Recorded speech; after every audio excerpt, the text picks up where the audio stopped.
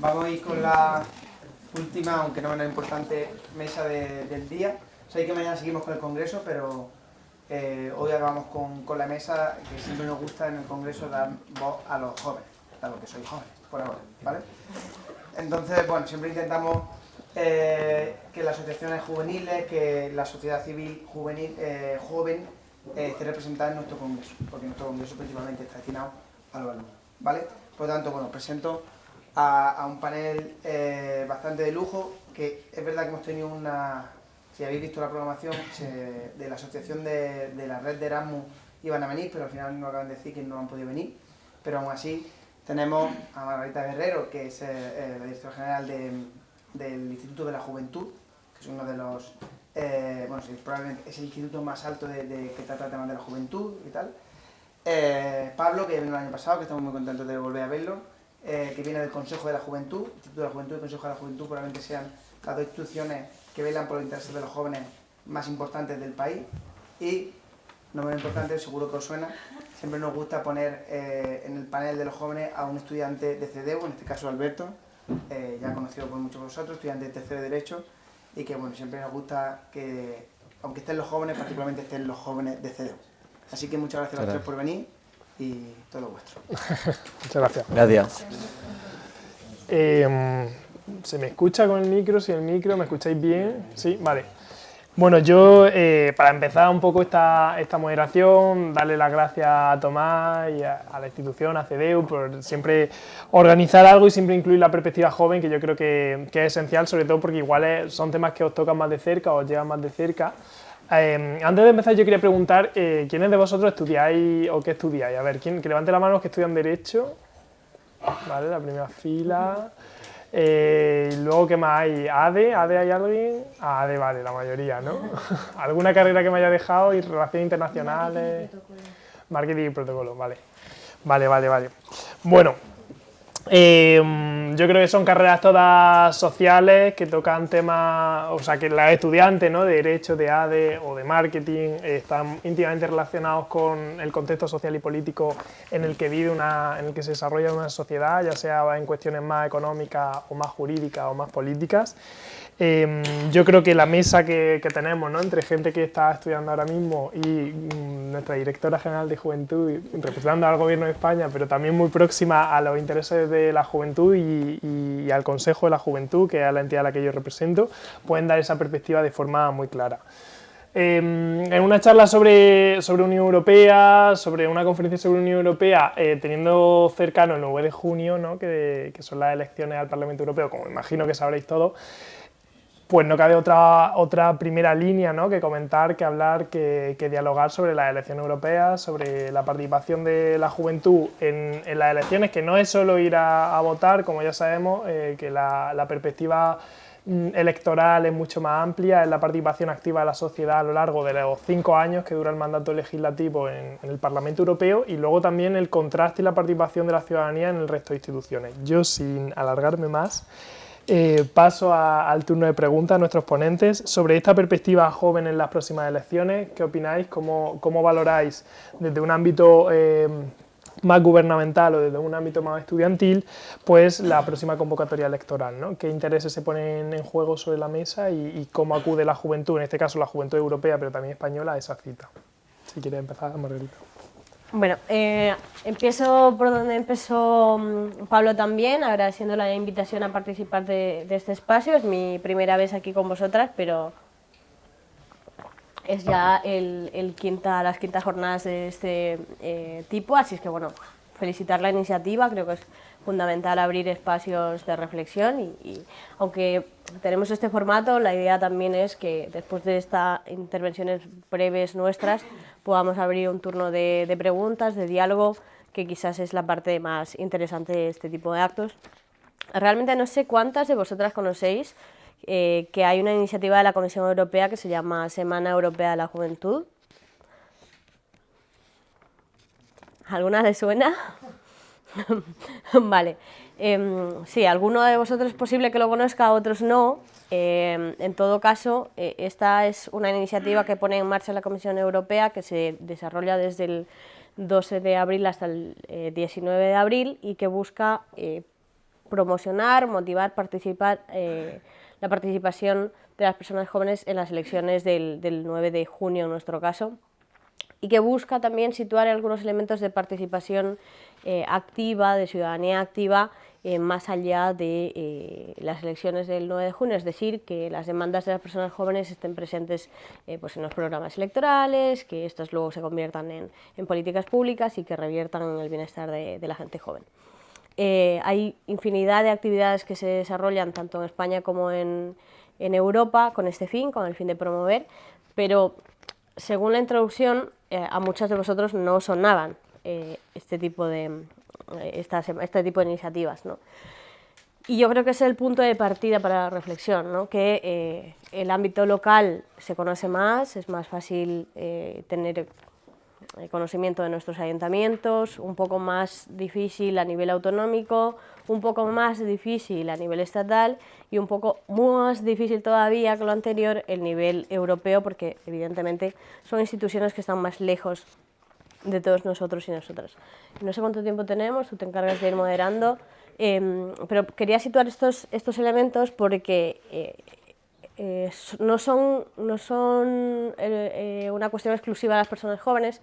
Esto es lo que pasa generalmente con la mayor parte de la población. Esta es la primera cosa que quiero dejar sobre la mesa, porque a veces cuando analizamos la baja participación, y parto de este supuesto intencionadamente, a veces se pone el acento en la baja participación de los jóvenes en los procesos electorales.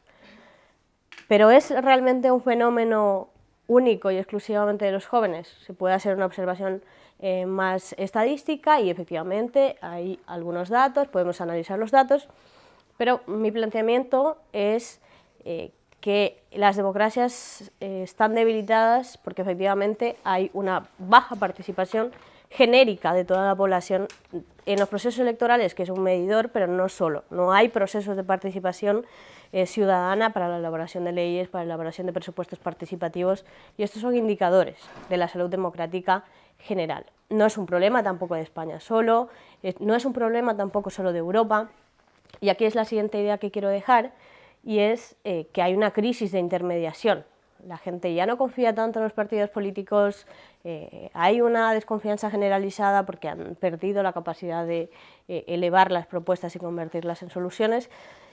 Y esto no pasa por azar, efectivamente. Hoy estaba en la presentación de un informe de la Fundación Alternativa que justamente analiza estos factores y una de las evidencias que saca es que las personas que se encuentran en situación de vulnerabilidad económica, precariedad y demás, participan menos.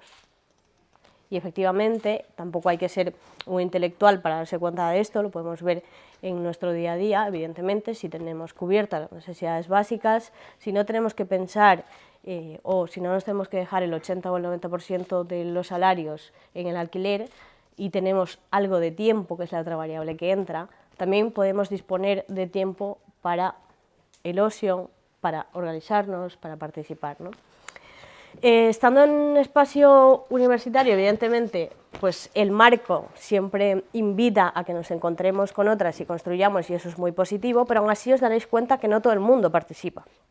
Es decir, vuelvo a la primera hipótesis, no es una cuestión solo de las personas jóvenes, es una cuestión más generalizada, es más, España tiene hasta una década de alertas en déficit de participación en relación a consejos estudiantiles, asociacionismo juvenil y demás.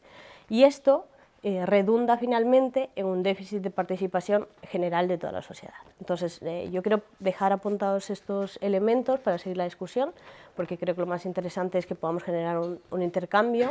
Entonces, yo creo que llegamos a un proceso electoral con un momento altamente convulso a nivel internacional. Creo que eso también repercute en los estados de ánimo de la gente, y creo que es un momento muy difícil, pero también es cierto que se necesita, como ningún otro momento quizá, la participación de las personas jóvenes, porque son las que tienen que decidir el futuro de la Unión Europea, porque si no se puede dar la paradoja que pasó en el Reino Unido. La generación que decidió el Brexit eran las personas que estaban más próximas a morirse, y las personas que iban a vivir en el país del Brexit eran las personas jóvenes que habían apoyado otra opción, ¿no? Lo dejo ahí. Gracias, Margarita. Alberto.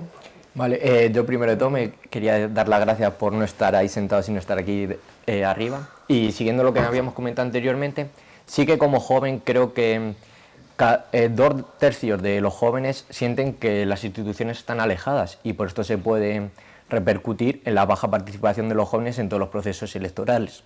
Pero es que sin más tenemos en cuenta en cómo los jóvenes aún más, no solo nosotros los jóvenes universitarios, que a lo mejor conocemos más lo que se trata de la Unión Europea, las diferentes instituciones que tiene, el funcionamiento, sino un joven de la calle sí que siente como la Unión Europea es una institución que está muy alejada y por tanto no le repercute tanto en su día a día, y lo que va a provocar es que este joven no va a ir a votar a las elecciones europeas y por tanto puede haber una mayor abstención, incluso teniendo en cuenta que los jóvenes de por sí no somos tanto unas personas de ir a votar porque no nos vemos representados con la gran mayoría de partidos políticos de los jóvenes, porque tampoco nos se centran estos partidos políticos en las soluciones a los problemas como son los jóvenes, como nos encontramos con el problema de la vivienda, que es muy difícil encontrar vivienda en las grandes ciudades en toda Europa, como hay un éxodo así del campo a la ciudad en toda Europa, no solo en España, sino en toda Europa. Pues lo que está repercutiendo es que los jóvenes no vemos una solución y por tanto sí que puede influir tanto en que en las próximas elecciones del 9 de junio no vayan los jóvenes a votar y haya una abstención. ¿Qué podría saberse una solución y qué podría plantear el Parlamento Europeo? Aunque creo que es una de las propuestas del Parlamento Europeo español es dar mucho más marketing. Una de las propuestas sería, por ejemplo, en implementar marketing como es en cuentas de Instagram o en TikTok, que nos encontramos los jóvenes día a día ahí, implementar el marketing y sobre todo llevar lo que es el funcionamiento de la institución de la Unión Europea, como es el Parlamento, la Comisión o el Consejo, a todos los jóvenes, en enseñarle a los jóvenes, tanto universitarios, que tenemos que dar gracias que somos y conocemos cómo es el funcionamiento, sino al resto de los jóvenes y por tanto en que pueda repercutir en que vaya a haber un mayor voto y no haya tanto una abstención y por lo tanto sea un proceso mayor democrático. También hay que tener en cuenta que estas elecciones van a ser muy importantes porque en el contexto internacional que nos encontramos con diferentes guerras, con diferentes conflictos, con el cambio climático presente y por lo tanto es muy importante para los jóvenes de que vayamos a votar y que podamos decidir cuál es nuestro rumbo, cuál es nuestro futuro que queremos para la Unión Europea y que no tanto que lo puedan decir las personas de 50 a 60 años que son de por sí las personas que más suelen ir a votar porque lo consienten más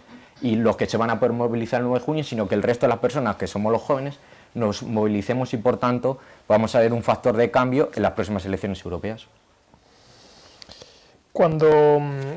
Muchas gracias, Alberto. Voy a intentar unir esta introducción que ya estáis haciendo con la siguiente pregunta, que es más enfocada hacia la educación, ¿no? Y la educación europea. Cuando el Consejo, ¿no?, se pregunta por qué se plantean los jóvenes respecto a la Unión Europea, ¿no? Y podríamos hacer la pregunta a todas las personas que estáis aquí, ¿no? ¿Qué os planteáis que es la Unión Europea? Entendiendo que estamos en un contexto académico, ¿no? Y de personas que ya de por sí sus estudios están de alguna forma vinculados a un contexto europeo o más globalizado, como no puede ser de otra forma. Pero sin embargo, cuando se le pregunta a la juventud en general, sin distinción de clase o de contexto o de estudios, etcétera, existe una dualidad de opiniones, porque sí es verdad que la pandemia o la guerra de Ucrania ha reforzado la creencia en la integración europea. Luego cuando se profundiza y se habla sobre instituciones europeas, sobre Parlamento Europeo, Comisión, la gente empieza ya a desconcertarse, ni siquiera sabe si el Parlamento se elige, sino es decir, que hablamos de datos, ¿no?, de esa alfabetización europeísta tan necesaria porque la gente ni siquiera distingue pues las instituciones principales que les representan, ni siquiera pues a las personas que las encabezan, ¿no? Y esos son datos que se contrastan, a pesar de que son una generación que ya se ha empezado a beneficiarse de ciertas políticas educativas, como puede ser el programa Erasmus, ¿no?, que no ha faltado aquí la persona de SN, pero la perspectiva, ¿no?, es esa, ¿no?, de la primera generación que ya se beneficia de una política concreta, muy concreta, que es el programa Erasmus educativo, ¿no?, y luego Erasmus Plus, etcétera. Mi pregunta, por tanto, y era reflexionando un poco, creo que en la Comunidad de Castilla-La Mancha, hoy salía en prensa, hoy iba leyendo el periódico, que ya van a poner una optativa en bachillerato sobre la Unión Europea, ¿no? El camino a través de la educación no formal, fomentar esta educación, esta alfabetización europeísta, es una cuestión de grano a grano y ir construyendo esta integración europea. Tiene que ser una educación crítica con la propia política europea, ¿no? Esa es un poco la línea de esta pregunta. Bien, decías que no está en SN, no te preocupes, ya hago yo también la parte de SN, no es broma, pero justo la semana pasada estuvimos con la ministra de Juventud en el encuentro de ESN, que reunía a 1.500 personas de toda Europa, incluso a nivel mundial, porque están trabajando con esta cuestión de la perspectiva global, y es muy interesante porque es su tercer encuentro. Porque tú pudieras pensar Erasmus, pues bueno, te vas de fiesta y ya está.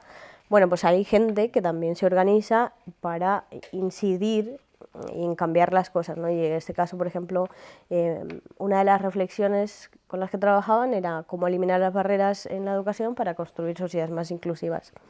Y en ese sentido, igual que antes os decía y hacía la pregunta y me mirabais con cara de ¿qué dice esta persona?, no sé si conocéis que además del programa Erasmus de Educación existen Erasmus de Juventud, Erasmus Deporte, Cuerpo Europeo de Solidaridad. Hay una serie de oportunidades que ofrecen los programas europeos que no siempre las terminan de conocer las personas jóvenes. Y no es, por supuesto, no quiero decir que sea culpa vuestra, al contrario, estoy segura que quienes tienen que hacer los esfuerzos para que estas oportunidades lleguen a los jóvenes son sin duda las administraciones, ¿no? Pero sí quería compartir, poner en valor que estos programas, por ejemplo, según los datos que tenemos, sí refuerzan el sentimiento europeísta, en el sentido de quienes participan en estos proyectos entienden el sentido de construir una Europa sobre los valores europeos, cohesionada, solidaria, multicultural, que tenga bueno, igualdad y bueno, una serie de valores que sí colaboran. Y la otra cuestión es que quería poner en valor un par de cifras, y es que en estos programas europeos, los de Erasmus Juventud y el Cuerpo Europeo de Solidaridad, más del 40% de participantes pertenecen a personas con especiales dificultades para la participación, y esto es un dato que nos, bueno, que es un buen dato, no, por supuesto, lejos de ser el deseable, pero está bien encaminado, ¿no? Y la otra cuestión que me llamó la atención cuando estaba estudiando este tema es que hasta el 45% de los proyectos financiados tienen que ver con cuestiones con temática de ámbito climático. Es decir, las personas jóvenes no solo se movilizan por las causas que les preocupan, sino están buscando las oportunidades que se dan en el marco de los programas europeos para ser propositivas. Y para mí eso es quizás una de las cuestiones más importantes a destacar, porque tú decías, ¿cómo construimos un sentimiento europeo? ¿Cómo se construye? También os digo, tranquilidad, no lo vamos a resolver esta tarde. O sea, hay muchísima gente que lleva reflexionando sobre esto mucho tiempo, sobre la integración europea en términos más jurídico-político-históricos, pero no existe un pueblo europeo que se aglutine bajo un único sentimiento, entonces es más complejo, ¿no? Pero es cierto que este tipo de proyectos y de programas permite a la gente sentir más de cerca que hay instituciones europeas que tienen elementos concretos que nos llegan a la vida diaria. Y ahí tú decías, ¿hay que trabajar en la alfabetización europeísta? Sí, pero también, quiero decir, en el ámbito nacional, muchísima gente no conoce los ámbitos de gobierno. Muchísima gente desconoce el ámbito competencial, que vivimos en un Estado descentralizado y que la vivienda o la educación o la sanidad se implementa en distintos niveles. Quiero decir, ¿qué ocurre? Que al final el sistema educativo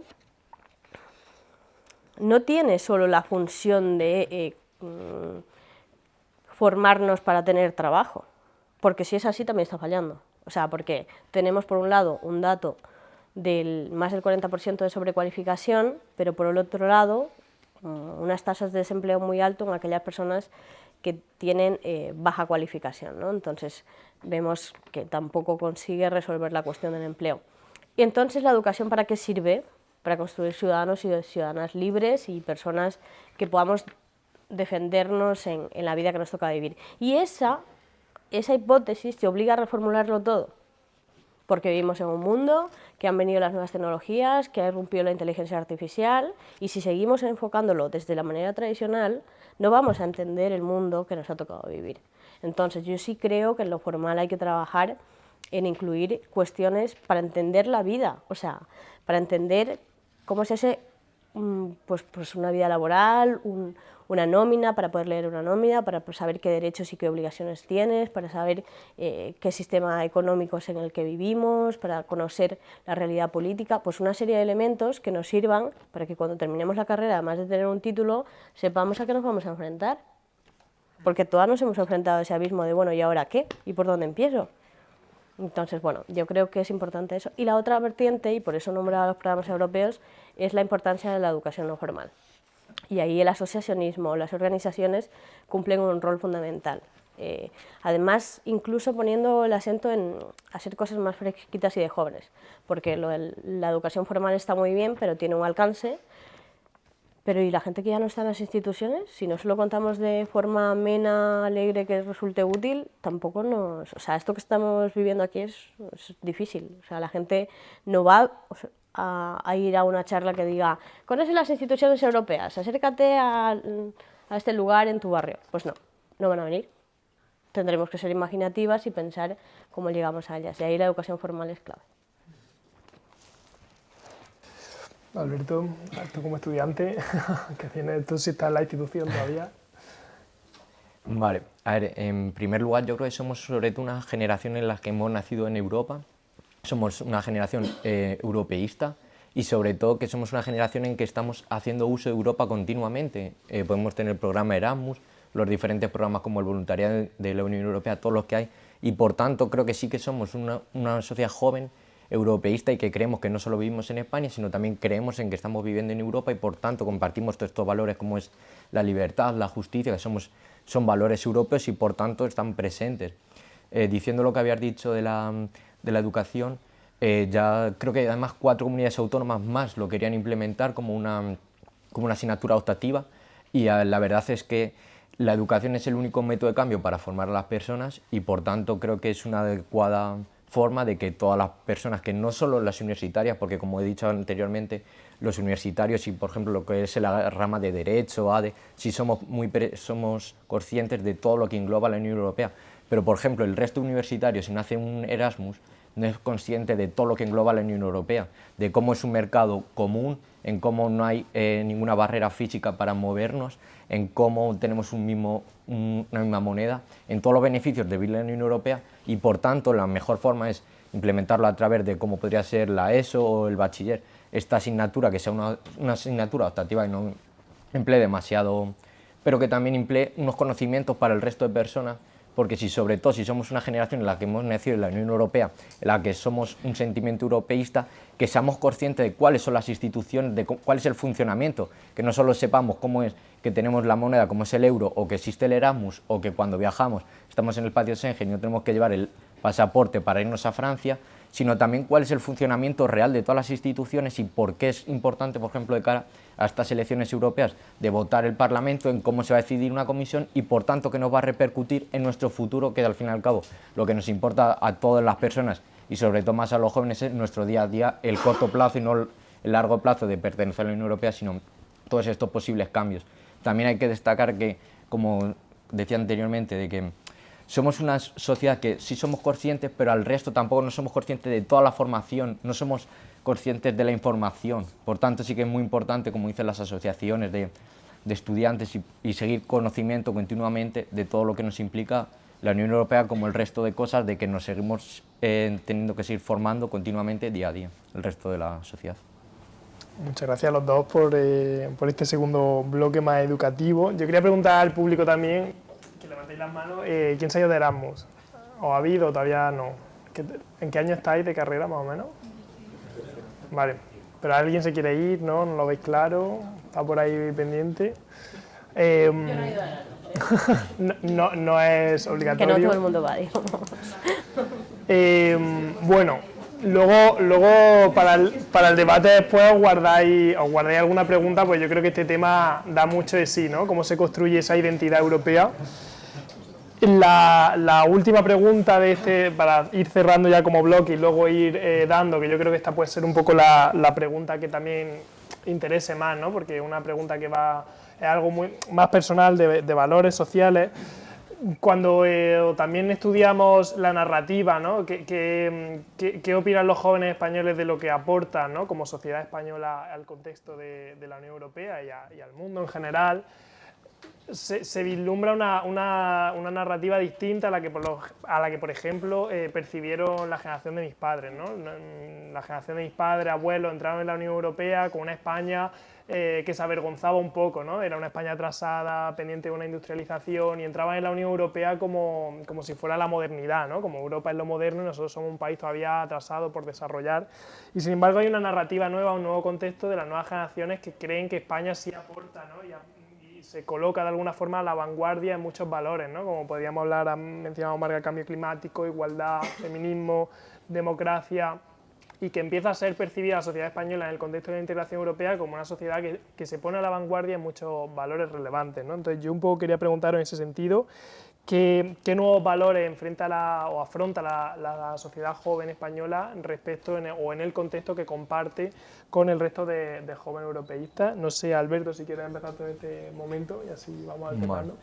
Sí, a ver, como jóvenes y como europeístas yo creo que nos sentimos como el resto de los jóvenes de todo el contexto de la Unión Europea, porque sobre todo sí que nos vemos mucho más cercanos al resto de jóvenes de otros países que sí, como anteriormente en otras generaciones a lo mejor veían el francés o el alemán, el joven francés, mucho más alejado. Gracias a todos estos valores de la Unión Europea, como hablamos anteriormente del Erasmus, sí que nos vemos mucho más cercanos y por lo tanto sí que podemos compartir los mismos valores, porque incluso cuando los jóvenes nos vamos fuera de lo que es la Unión Europea, nos queremos asociar o queremos estar cerca de los jóvenes europeos porque nos sentimos que tenemos más cosas en común, porque podría ser nuestra misma historia, nuestros mismos valores son mucho más cercanos y por tanto sí nos sentimos mucho más cercanos y con los mismos valores que no tanto a lo mejor como una persona que no sea tan europea. También hay que tener en cuenta que hoy está presente la libertad, por ejemplo, o cómo la Unión Europea es un ente normativo y cómo los valores de estos, nosotros los jóvenes europeos sí los sentimos tanto, por tanto sí que nos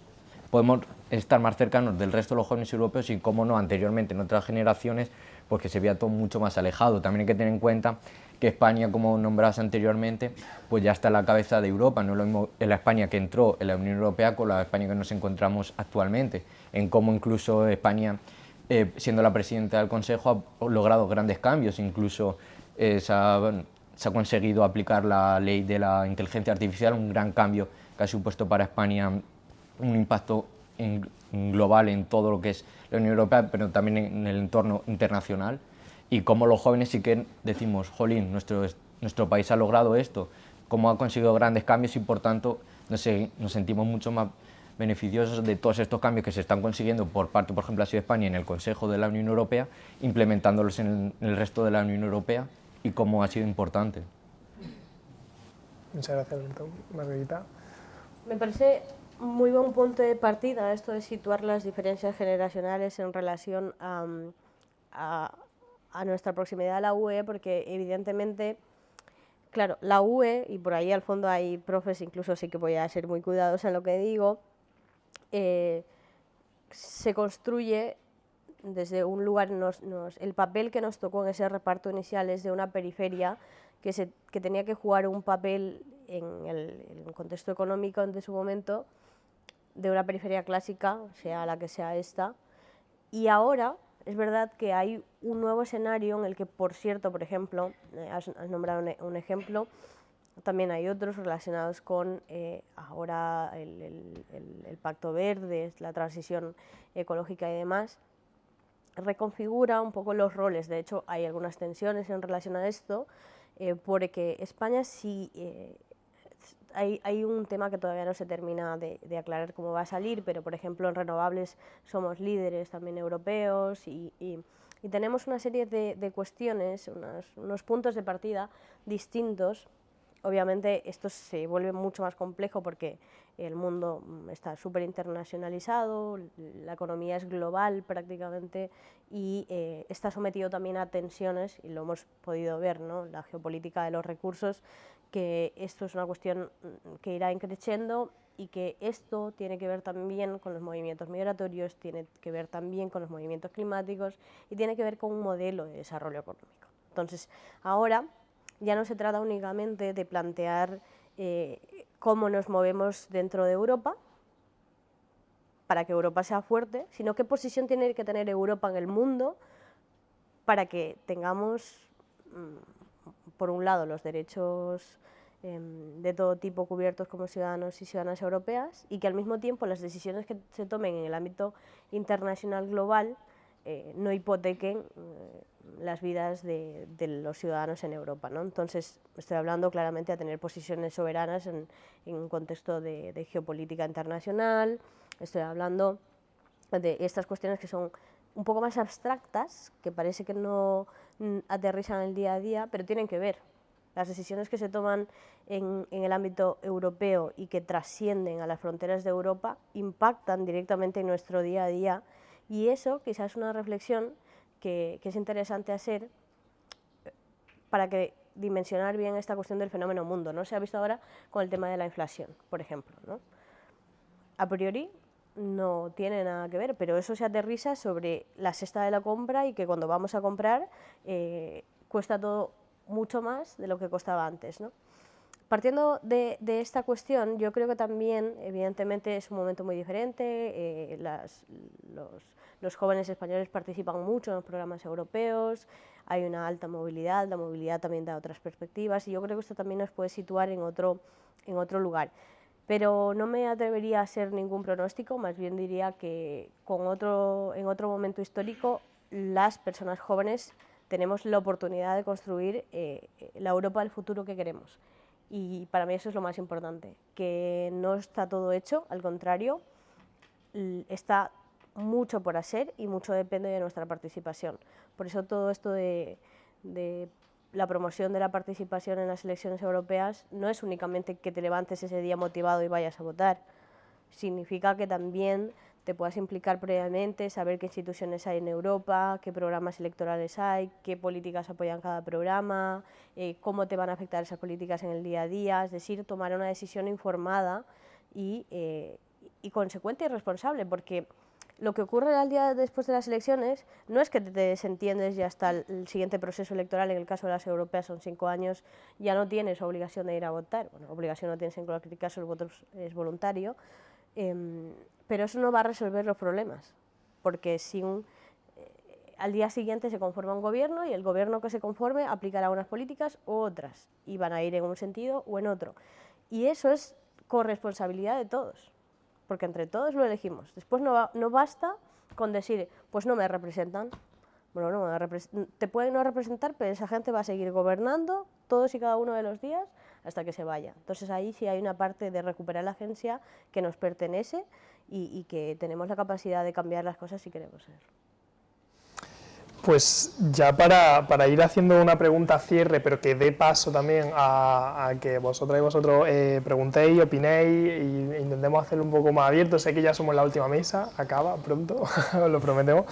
La pregunta un poco más de cierre, pero también más amplia, ¿no? en la conclusión de opiniones, es respecto a los grandes retos, ¿no? que tendría la Unión Europea. Hemos hablado de cambio climático, de inflación, pero también de los distintos conflictos armados y genocidios que trágicamente estamos viendo alrededor del mundo, donde la Unión Europea también tiene un papel geopolítico.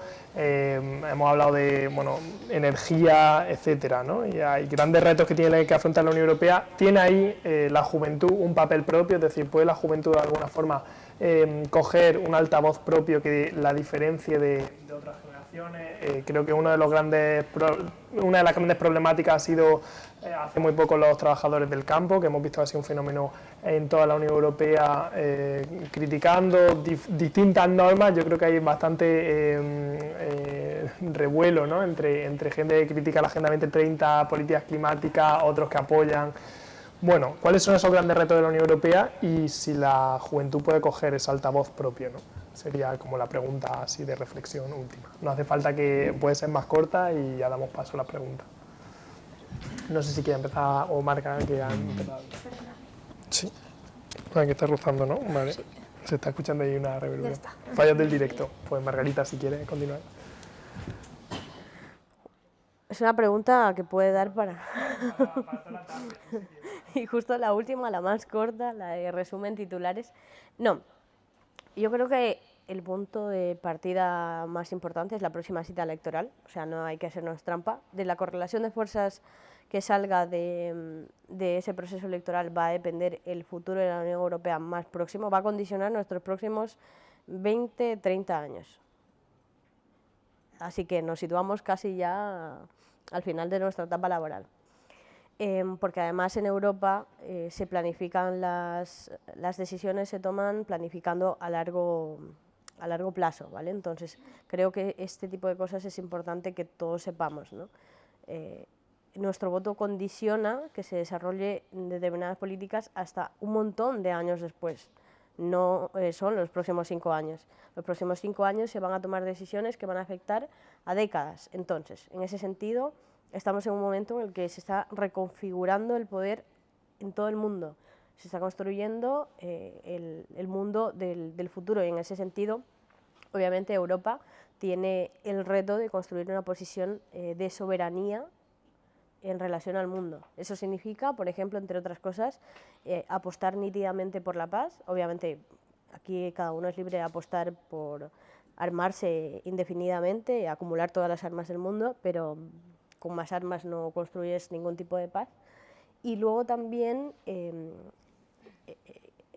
esa construcción de un papel soberano en el mundo, pensar qué mundo queremos construir, ¿no? Ahora mismo, mañana de hecho, se va a aprobar el Pacto de Migración y Asilo. Es una política que va a suspender de facto el derecho al asilo.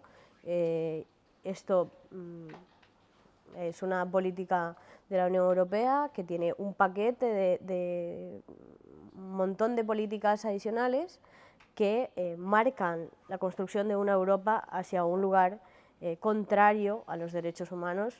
Da igual el marketing que le pongamos, pero lo que hay detrás de esa medida es peligroso. Y en ese sentido, los grandes desafíos van a seguir estando ahí. Los desafíos tienen que ver, por ejemplo, con el manejo de las migraciones, tienen que ver con esa movilidad humana que atiende a otras causas de las que hablábamos antes, como la geopolítica de los recursos, como la crisis climática, por ejemplo, que es una cuestión que va a ir acrecentándose a lo largo del tiempo. Es decir, necesitamos plantear nuevos marcos de debate, plantearnos nuevas preguntas para poder dar solución a los dilemas y a los problemas de nuestro tiempo. Porque no hemos sido capaces de dar respuesta socialmente, institucionalmente, a las preguntas que nos hemos ido planteando sistemáticamente a lo largo del tiempo. Entiendo que no puedes conseguir un resultado diferente si haces siempre lo mismo. Entonces lo que hay que hacer es plantearse otras preguntas para este tiempo. Y eso es una parte importante que tendremos que ir dando respuesta a lo largo de los próximos años. Da igual lo altas que sean, por poner un ejemplo que lo veamos claro, ¿no?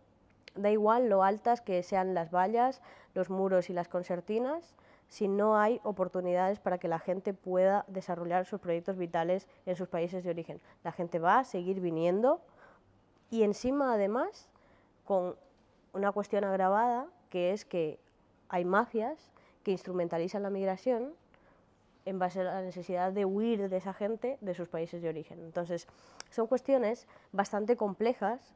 Hay que huir de cuestiones demagógicas a la hora de abordar esto, porque lo fácil sería decir, ah, no, es culpa de nos invaden, ¿no? Pero no es así. La vida es un poco más compleja que estas cuestiones y, al contrario, desconfiad de aquellos que os ofrezcan soluciones demasiado simples a problemas complejos. Plantearos preguntas, indagar, buscar, pero creo que estamos en un momento que es un punto de inflexión en la historia, con lo que está ocurriendo en Gaza y con la incapacidad de la comunidad internacional de poner una solución a esto. Estamos situando la comunidad internacional en un punto muy complicado. Hay aquí estudiantes de Derecho y esto significa también poner en peligro el orden mundial construido y los valores construidos después de la Segunda Guerra Mundial en Europa sobre los derechos humanos.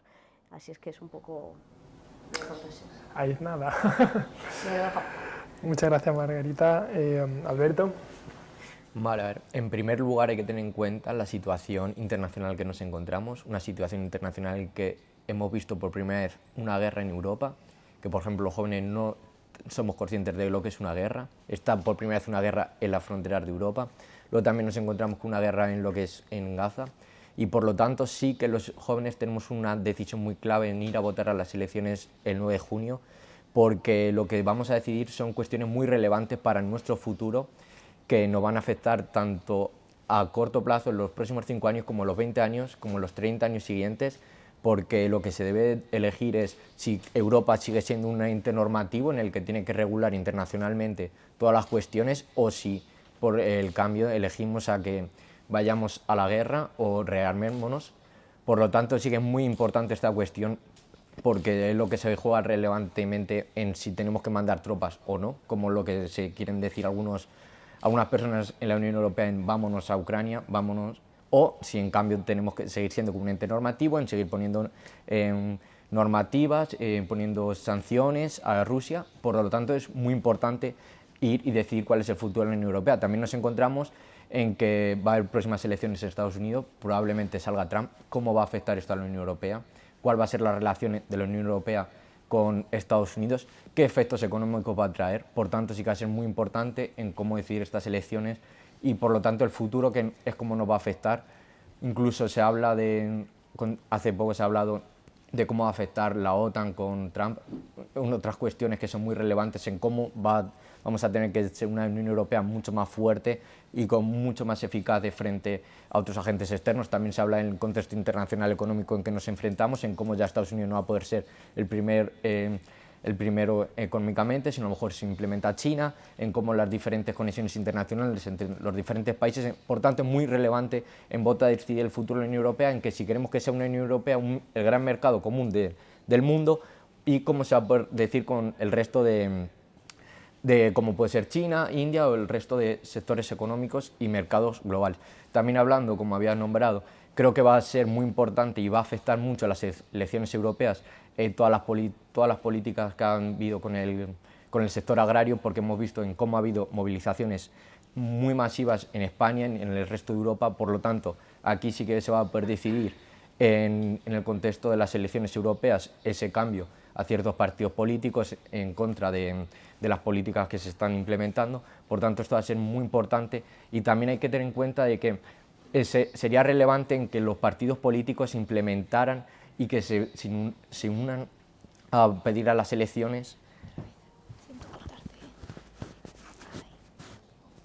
Nada, seguía, que va a ser muy importante en que todos los partidos políticos se unan en pedir el voto, porque hemos visto en cómo los partidos políticos no se están movilizando en lo importante que es la Unión Europea, y en cómo lo que va a poder afectar en que los jóvenes o el resto de la sociedad va a votar por lo que votaría unas elecciones generales, unas elecciones locales que votarían al partido, y no lo que realmente lo que vale, que es el voto para los eurodiputados y lo que el partido político de Europa hace, no lo que el partido político de España en este caso hace. Por tanto, es muy importante, y es que es relevante de que el resto de partidos políticos en España quieran, y sobre todo que se movilicen a las personas, incluso a las juventudes de los restos de los partidos políticos, en que haya una movilización, y por tanto los jóvenes nos unamos a ir a votar a las elecciones del 9 de junio para que podamos decir cuál es el futuro que queremos de la Unión Europea, y que en cambio no lo decidan otras personas más mayores que no somos los jóvenes, en que puedan tener ciertos pensamientos diferentes al nuestro, y en cambio tengamos que afrontar todos estos malas votaciones o malas decisiones en el resto del futuro. Muy bien, pues muchísimas gracias, Alberto y Marga, por ir empezando el debate. Creo que esto se ha convertido también en una arenga para que la gente sea activa y ejerza su derecho al sufragio activo en las próximas elecciones. No sé si alguien quiere comentar, interese algo que le haya llamado la atención, o quiere hacer preguntas a alguno de nuestras ponentes. ¿Se anima alguien? Nada, que es la última mesa, ahí al fondo. Te escuchamos. Al comienzo de la ponencia ha dicho que uno de los problemas actuales es que hay una cierta desconfianza en el sistema político, tanto de la Unión Europea como a nivel nacional.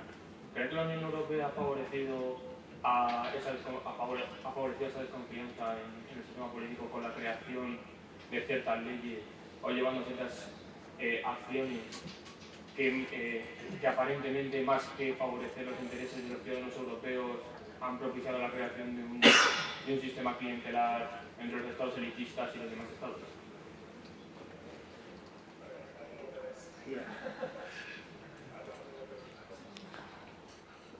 Doy un ejemplo, las políticas ambientales.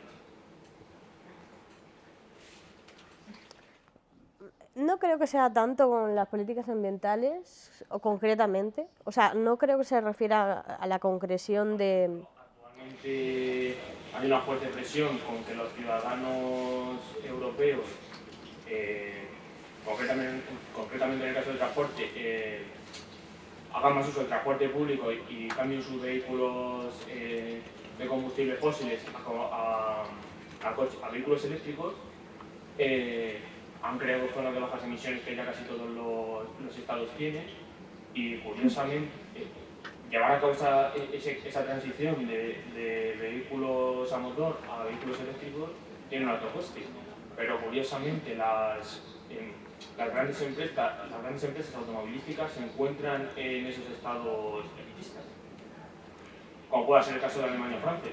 Sí, ya sé por dónde vas.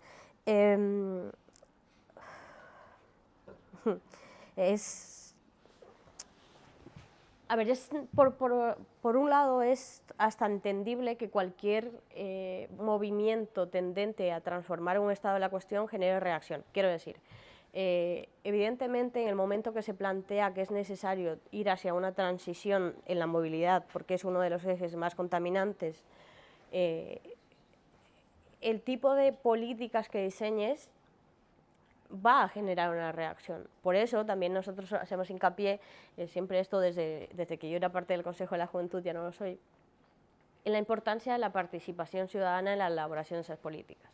Y lo voy a aterrizar, o sea, lo voy a llevar a un municipio. Bueno, yo he vivido 18 años en Murcia, voy a poner de ejemplo Murcia, que es lo que mejor conozco.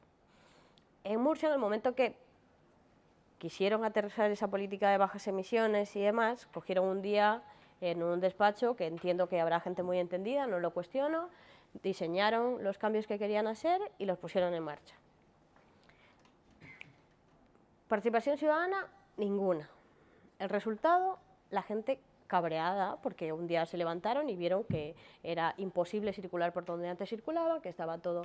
Quiero decir, si tú del diseño, de la implementación y de la gestión eliminas la variable de la participación de la gente implicada, vas a conseguir una reacción muchísimo mayor. Sea esta la política que sea, ¿eh? Eso es fundamental entenderlo. Y otra cuestión que yo como usuaria del transporte público he hecho alguna vez también en Murcia. Murcia es una ciudad, o sea, hablo de Murcia ciudad, que tiene la mayor parte de la población concentrada en el centro y luego tiene pedanías, núcleos poblacionales muy diseminados. No estás lejos realmente de los otros núcleos, pero sí estás lo suficientemente lejos como para ir andando y necesitarías un transporte público. Hay distancias que se recorren en vehículo, en coche particular, y llegas en 5 minutos y tardas 1 hora y media en autobús. O sea, quiero decir, si tú no tienes un buen transporte público, a la gente no le dejas otra alternativa que recurrir al transporte privado. Si después tú cambias de la noche a la mañana un plan de movilidad en el que no has tenido en cuenta la realidad de tu gente, vas a tener una reacción increíble a esas medidas, ¿no? Por eso decía lo de la participación ciudadana, y porque si la gente participase diseñando esos planes de movilidad, las necesidades de movilidad de la gente estarían presentes. Y esto es la clave, porque si tú no tienes políticas útiles, es ahí donde se genera la reacción. Muchas personas no tendrían necesidad de tener un coche particular si tuviesen alternativas de movilidad en las que pudiesen movilizarse de forma asequible, de forma que puedan llegar perfectamente a sus trabajos o a donde quieran movilizarse, es decir, eficiente. Entonces, tiene que ver más con esto. Por tanto, yo sí creo que las instituciones europeas pueden generar una sensación de mayor distancia de la gente. Y ahí sí creo que opera una cuestión de sentir que la política es algo que hacen otros para otra gente y no va contigo. En ese sentido creo que sí, pero no porque lo haga voluntariamente, sino porque está tan lejos que esa alfabetización de la que nos hablaba Pablo es mucho más difícil. Un alcalde de un pueblo pequeñito, pues tú sabes lo que está haciendo porque lo ves 2 veces al día. En Madrid no pasa porque es más grande, ¿vale? Pero generalmente en los sitios más pequeños sí pasa, y así sucesivamente conforme va subiendo. Por tanto, Europa, al estar tan lejos, y tampoco hay un ejercicio de pedagogía de cuáles son las directivas que se transponen y llegan a España, como llega. Por cierto, nos sancionan por transponer las directivas tarde, ¿vale? Y pagamos todas las sanciones. Entonces, al no disponer de dispositivos que nos permitan saber qué se hace, cómo se hace y por qué se hace, evidentemente es un caldo de cultivo para la desafección. Pero esto aplica para cualquier tipo de institución, ¿vale? Sea local o europea.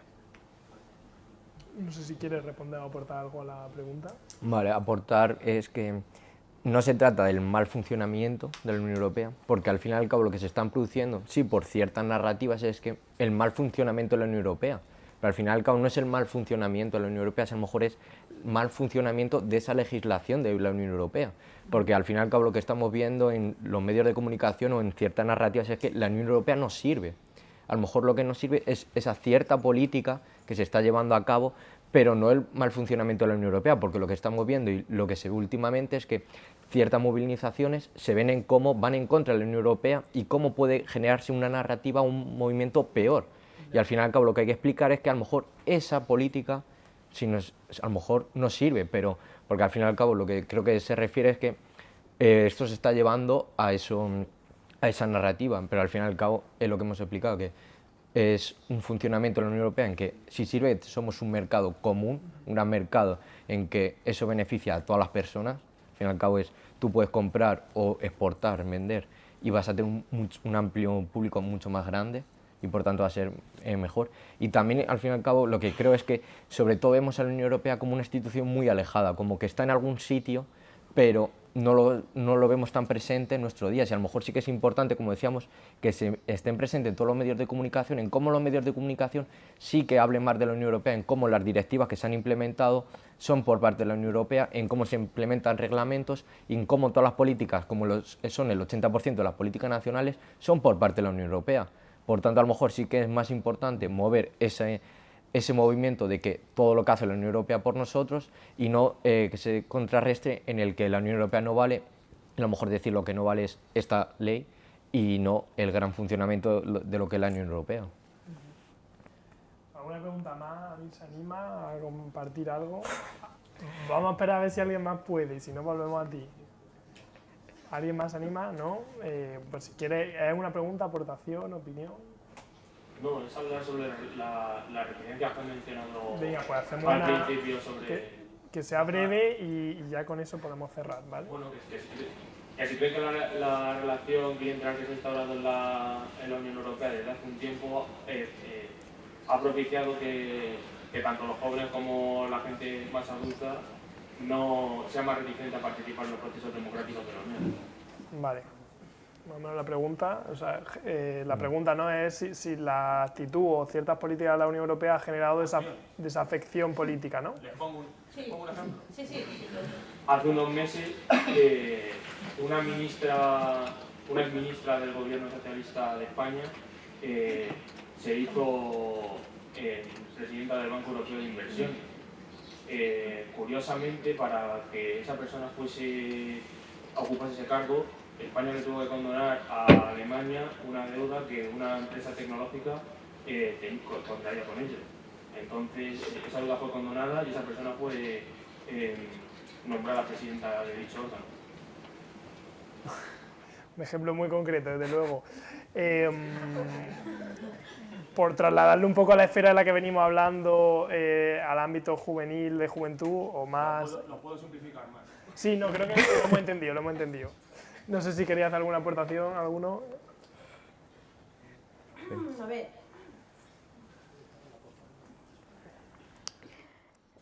Es interesante y yo creo que incluso puede plantear cierto dilema ético. Esto que acabas de decir me parece bastante estimulante para ser casi las 7 de la tarde.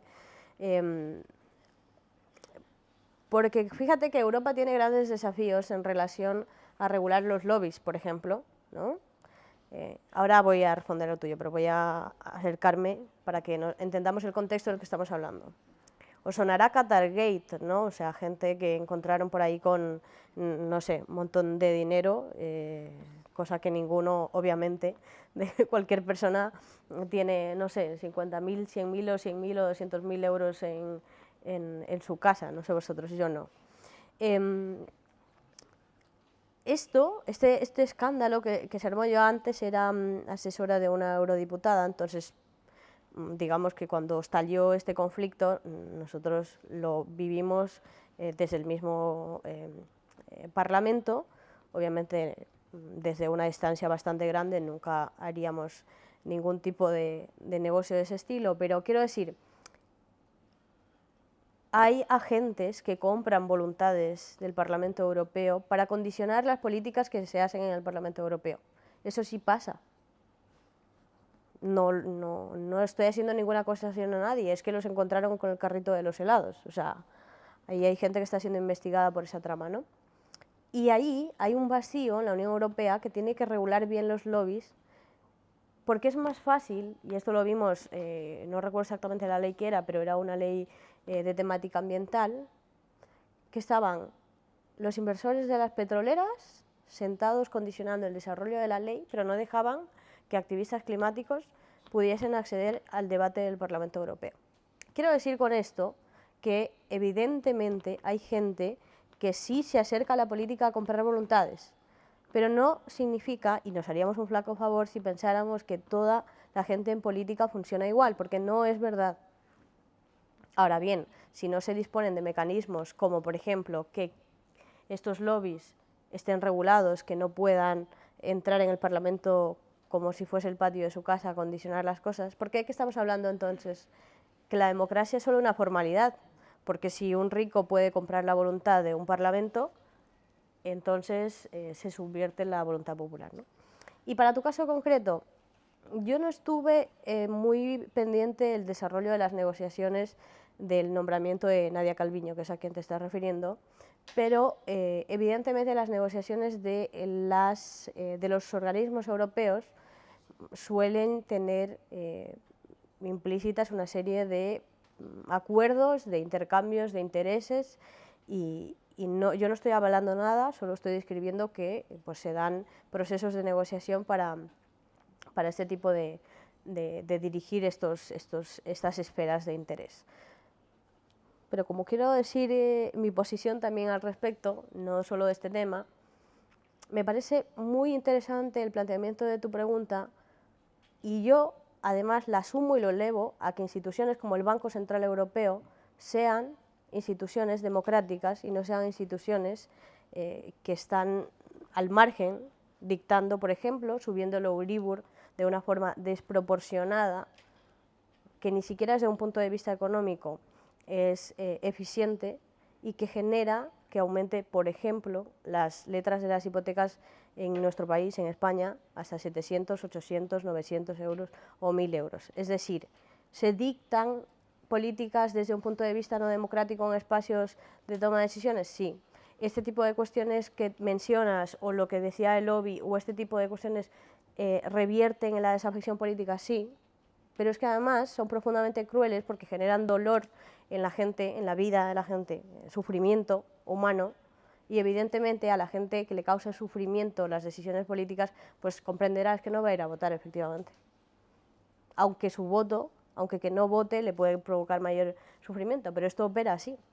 Entonces, de alguna forma, este tipo de cosas puede revertir en la desafección política. Y por tu parte, Alberto, o si no cerramos, ¿eh? Sí, no, por mi parte, es que esto al fin y al cabo es una política que fue por parte de España, del gobierno de España, esta concesión de que quería de que si Nadia Calviño fuera la presidenta, y al fin y al cabo, como todo en política, tiene que haber unas cosas y otras, y esto pudo pasar, pero al fin y al cabo es que no es solo este caso, o sea, que por este caso no se tiene que decir el mal funcionamiento de la Unión Europea, porque al fin y al cabo esto repercute en el Banco Central Europeo y no funciona tanto en lo que nos va a afectar, sí, en el Euribor, como es, en que pueda subirlo, pero no creo que la decisión de Nadia Calviño sea decir voy a subir el Euribor, sino el Euribor como se funciona es que se sube en base a unos parámetros.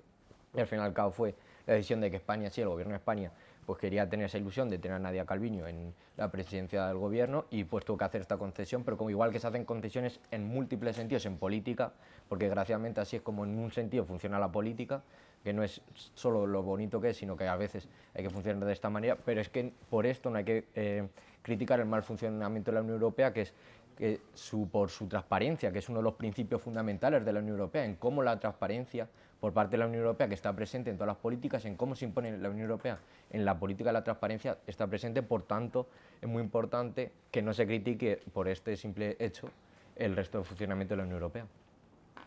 Pero yo creo que criticando lo que está mal se contribuye a fortalecer las instituciones europeas. O sea, quiero decir que una crítica a elementos que deben ser mejorables no tiene por qué ser una crítica a absolutamente todo. Quiero decir, hay elementos que deben ser mejorables. La participación, algunos aspectos de regulación de lobbies, etcétera, etcétera, ¿no? Esto ya os dará para 2 o 3 debates más de aquí al 9 de junio, ¿no? Pero sí creo que es importante que al menos la gente, y sobre todo la gente joven, desarrollemos visión crítica de las cosas, y porque es la única forma de mejorarlas, si no van a aumentar el déficit democrático en algunas cuestiones y finalmente acabaremos en un lugar en el que no queremos, ¿no? Por eso es importante empujar los cambios desde allí, desde el no conformismo. Muchas gracias, Mo, muchas gracias a todas las que estáis aquí presentes. Se ha hablado, ¿no?, del desconocimiento de la Unión Europea, de que hace falta mayor participación ciudadana, de que las personas con menos recursos participan menos. Hemos hablado de temas concretos como el cambio climático, la energía, la inflación, incluso del Banco Europeo de Inversiones. Lo que recogemos en esta pequeña mesa, que los temas han sido varios y darían como para hacer aquí una jornada de varios días, es que bueno, al final el 9 de junio y la fecha electoral pesa y va a pesar más en los próximos meses. Seguro que cada vez escucháis más noticias, estamos más informados y empezará la campaña electoral.